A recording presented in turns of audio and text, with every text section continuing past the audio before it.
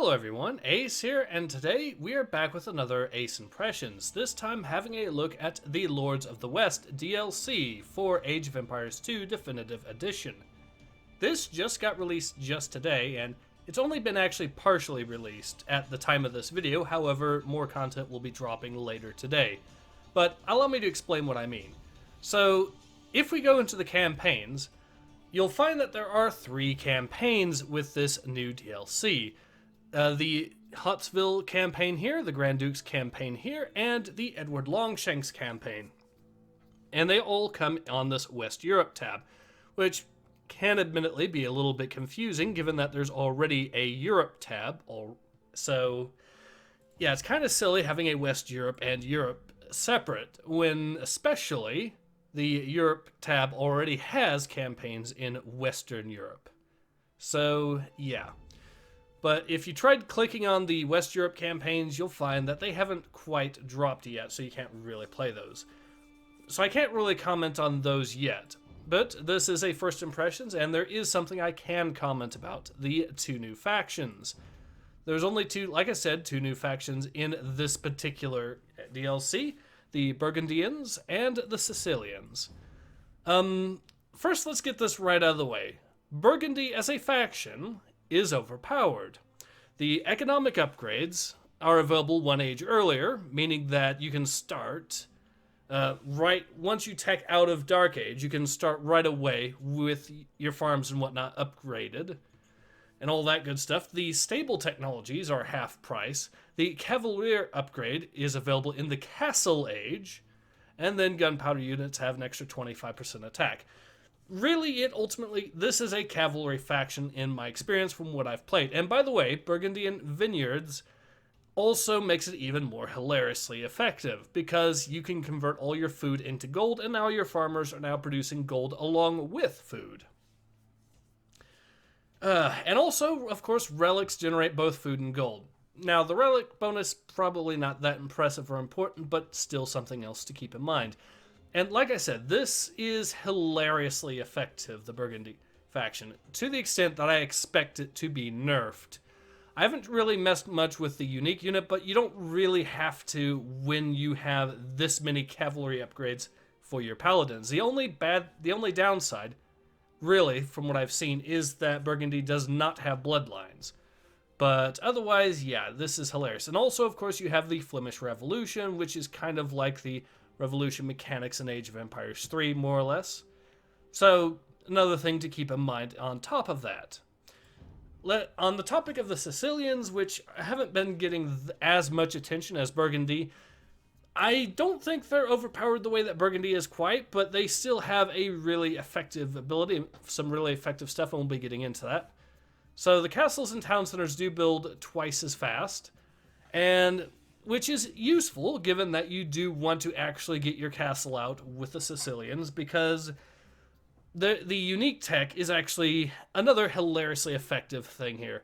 And I'll tell you exactly why. The ability to instantly get up to 50 of your unique unit and not have to deal with the pop cap at the same time is, well, I've already won games with it myself, at least in skirmish. Again, admittedly, this is skirmish and not campaign or not multiplayer, so take that, of course, with a grain of salt if you want. But yeah, also your land military units receive receive 50% less bonus damage, and the farms provide twice the amount of food as normal. And your special unit here can actually build the donjon, which is essentially the Sicilian version of the creep host, more or less. But yeah, it is genuinely effective. I'm not sure I would say the Sicilians are overpowered the way Burgundy is, but for the sake of it, we will play them in this for a little bit anyways. I kind of want to do a faster match, but you know what? We'll just play as is, I think. So apparently we're up against the Huns. All right. Now, I'll admit I'm not a professional Age of Empires 2 player. And yeah, but let's go ahead and get ourselves. We will, however, get our resources going.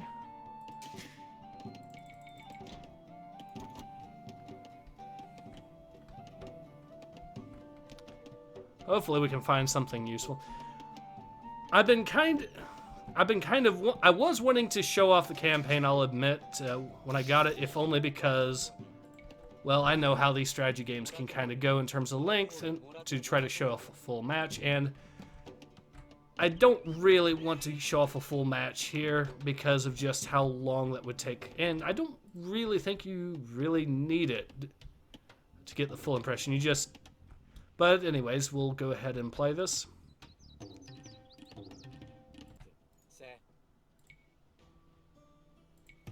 Alright, so I'm back. We are about to build our first castle, and this is where the economy of this game is going to get a little bit on the hilarious side. Because that's going to give me access to the unique tech. And yeah, that will give us a very definite edge, especially once I can get enough villagers and everything else going, and get enough town centers. Because the goal... Let's actually go ahead and deal with this line here. Goal is to build up the castle as quickly as possible here, and thanks to the special ability of building the castle at twice speed, that is going to be easier than ever. And then adding to that the town centers, and you can probably see where this is going to go for the strategy. Alright, so we can actually now build how many? 2. So that is 20 right there, but if I start selling resources, I could probably produce quite a few more. We do have plenty of wood to sell.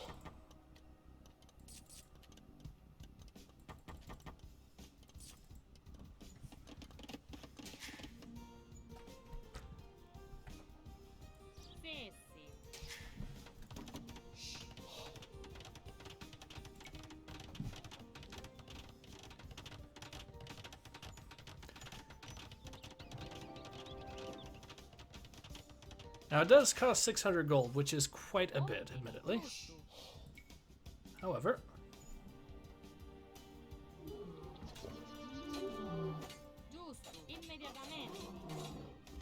there we go.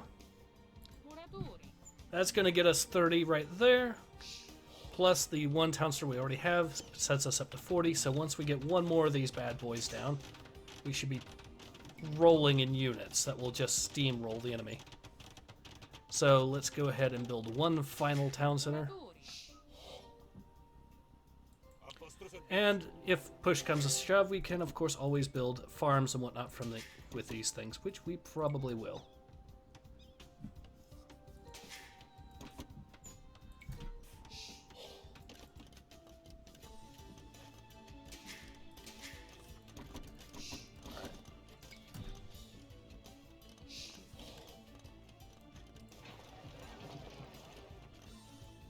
Let's try selling some more wood. Try to get our... Perfect. Now we will go ahead and get more of these.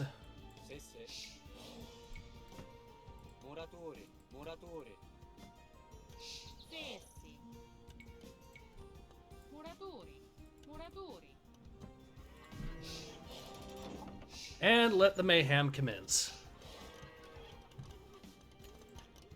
Let's actually go ahead and also, while we're at it, since I did actually legitimately forget, go ahead and upgrade these guys a little bit.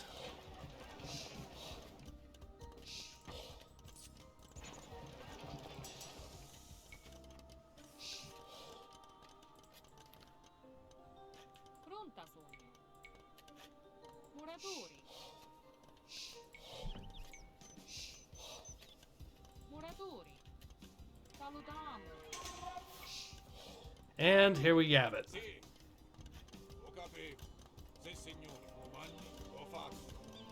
We'll just get our army together. And yeah, there we go. Now they do actually follow the waypoint, which is nice.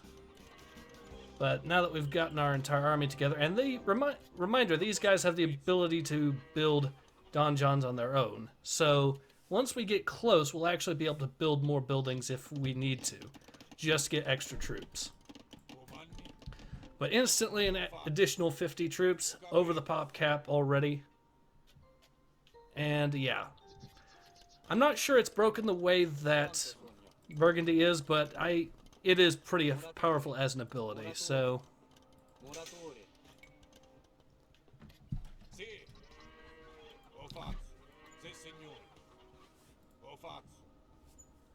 all right.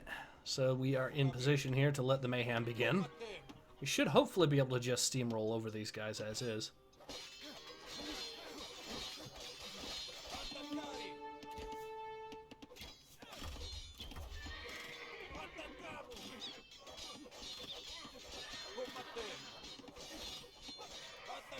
Yeah, they're not able to really counter it this early on.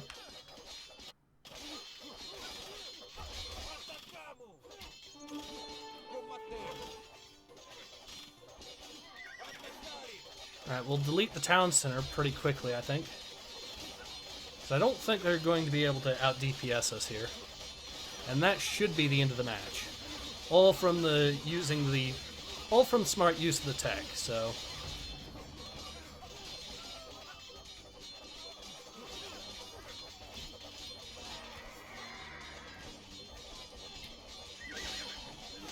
Unless they got another town center, so...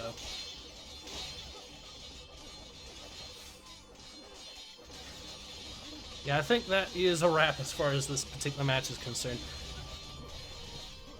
And like I said, I know everyone's talking about Burgundy, but... and how they're overpowered. I'm not sure Sicily is overpowered, but I do know this is an exceedingly and hilariously effective strategy when you pull it off.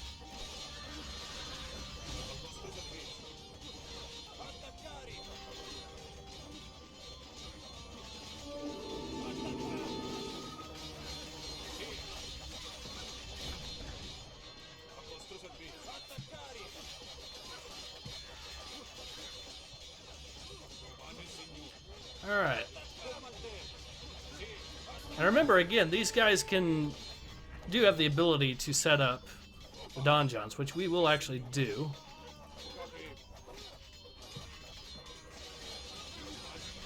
So now we'll be able to actually send reinforcements in and just, or build our own reinforcements right in the heart of their own base, which, yeah, if they weren't done before, they should be after this easily enough.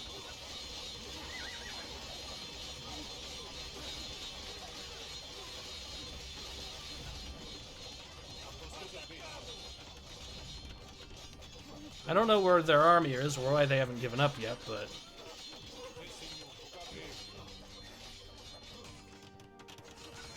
that's why. They still have a dude left.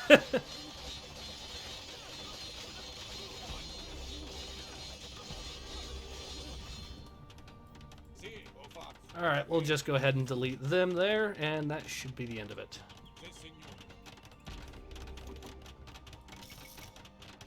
Oh yeah, we're still over cap.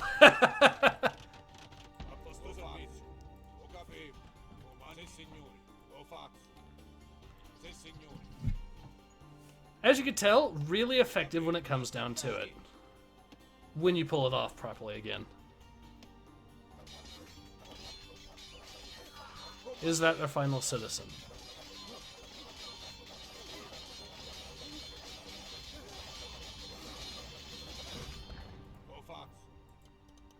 Apparently not. Apparently there's some unit somewhere that just refuses to surrender.